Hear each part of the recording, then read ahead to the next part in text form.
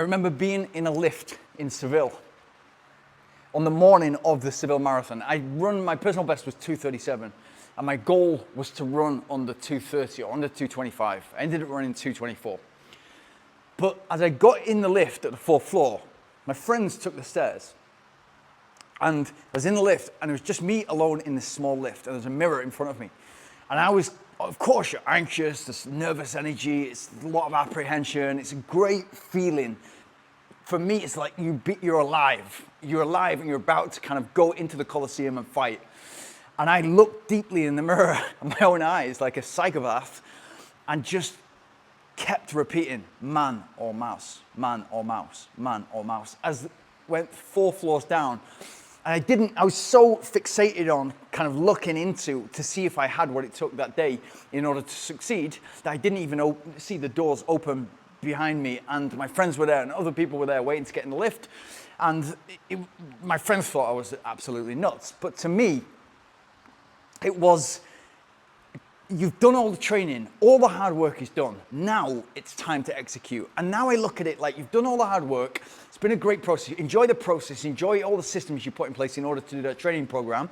Now it's the dance. Now it's the party. Now it's time to enjoy. Because if you're a competitive nature like me, then you cannot avoid your character. So it's going to happen. So if you've done the hard work, you are not going to try other than 110% on race day. So you can kind of harness that and take it forward.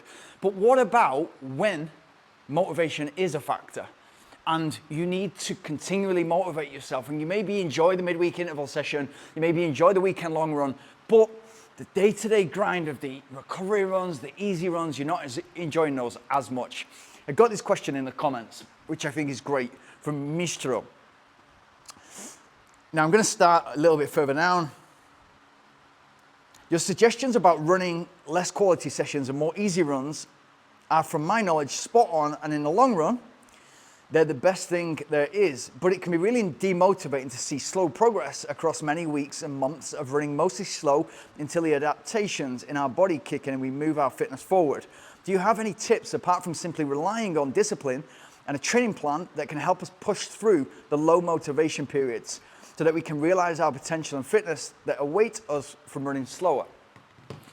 It's a really good question, because it is a patience game and it is about the discipline and consistency. And as I always say on this channel, that's the unsexy stuff. And unfortunately, that's the stuff that gets Michael Jordan to where he is. It's the stuff that gets Ronaldo's talent, which would be nothing without his work ethic, gets him towards and we just see that kind of those final moments, that jump shot on the buzzer, the final goals, the kind of great player that Ronaldo is.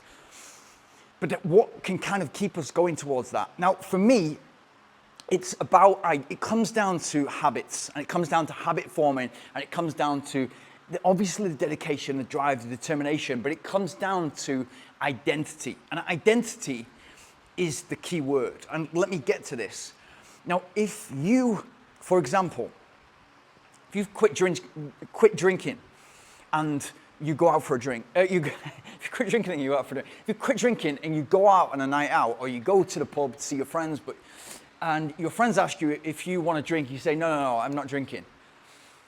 They've kind of gotten in there to say, what do you mean you're not drinking? Oh, I quit yesterday. Oh, well, you can just, today is okay, etc. And they will convince you. If you say in that moment, do you want to drink, mate? And your response is, no, I do not drink, or I don't drink. It's so much more powerful. It is your identity that you are a non-drinker. You don't drink alcohol. So much more powerful. And so if you get yourself to a point where you identify as I am somebody who gets stuff done. I am somebody who makes it happen. I am somebody who goes out there no matter what the weather's doing, no matter what I feel like, because I'm in this. I identify as a runner, and I'm in this for the long term. It's much easier. You can play tricks on yourself, and I will, with new runners, just get your kit laid out the night before.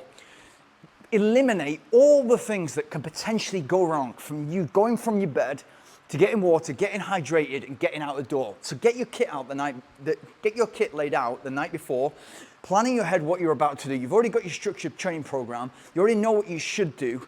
And say, you know what, if I'm feeling a 1 out of 10 or a 10 out of 10, I'm getting out the door because that's who I am. But if you get up that morning and you're not feeling it, I'm not saying push through on an interval day. There are times when you're going fast or you're going far, that you feel terrible, the children have been crying all night, whatever, you've not got enough sleep, and there's times when your body's just not ready, and trying to push through is the wrong thing.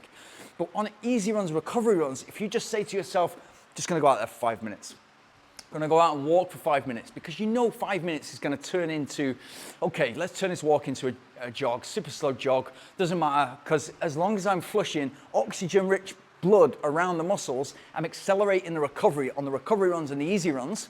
That's all that matters. And so if that is just you getting out there and just reinforcing the habit day after day after day, then that's powerful, because that is you identifying as a runner, just getting out there, just walking initially, and eventually it'll come. There's very few days where you've got your kit laid out the night before, you get up in the morning, you get into your kit, you drink water, you hydrate, you get out the door, and it's gonna be a 5-minute walk. It's going to be more than that, because I'm out here already. It's like, you've seen the study about the guy who goes to the gym, and he goes to the gym for 5 minutes only every single day, but it's reinforcing the habit. I told you about that on a video before, like just reinforcing the habit. And obviously once he's there, he's like, well, I'm starting to see progress now. And whilst I'm here, I may as well do more and get more progress, so that I'm getting into that flywheel, and I'm getting the positive feedback that my physique is improving and my fitness is improving. Running is so much more than the physical and physiological benefits that you're gonna feel are massive, huge. Like, you're going to have energy for the rest of your life to play with your kids and to play with their kids. That's a huge thing. And if you can insert that habit, that's how important it is to me.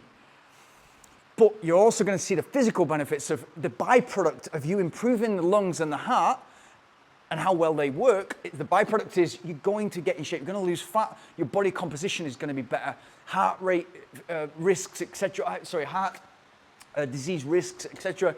They're going to be reduced. Risk of disease, your immune system improved, all those things. But in terms of mental benefits, you being able to do something that is hard and go out there consistently and make it happen, whether you feel 1 out of 10, 3 out of 10, or 10 out of 10, because that's who you are. You are somebody who gets things done. That is way more powerful than all the physical and physiological benefits. Way more powerful. The mental benefits well outweigh anything that you see from your improvements in your lungs, your heart, your physical appearance. Way outweigh. It's who you are. And as I've said before, you'll get into career situations with colleagues or your boss or your boss's boss, clients. If you're building a business, it just hits a level of respect. Oh, this guy's a runner. The amount of times when I've had business conversations and it works so much better because they're a cyclist or you're a runner or they're a runner, you're a runner, and you're just having conversations because they know what it takes in order for you to be where you are. They know the relentless nature that it's taken in order for you to achieve what you've achieved. Whether that's a 6-hour marathon or a 2-hour 20 marathon, it doesn't matter. The fact that you get out and you go out and do something, especially if you're a 6-hour marathon runner, because it's way harder for you, it doesn't come naturally. And so you have to work way more at it in order to make it happen on race day. And you have that commonality. There's that level of respect, but there's commonality. And you're the type of person that's disciplined, persistent, resilient, dedicated, driven. All these good things are gonna make you better at business. They're gonna make you better in your career. They're gonna make you get promoted. They're gonna make you have that level of respect from your boss. It's also a great thing when you're choosing employers who to choose. If you're gonna go and work for a company, what's the team look like? What are they into outside work? Really important. You wanna work with a healthy team where your goals are aligned. So that's the small stuff. It's like man or mouse, man or mouse.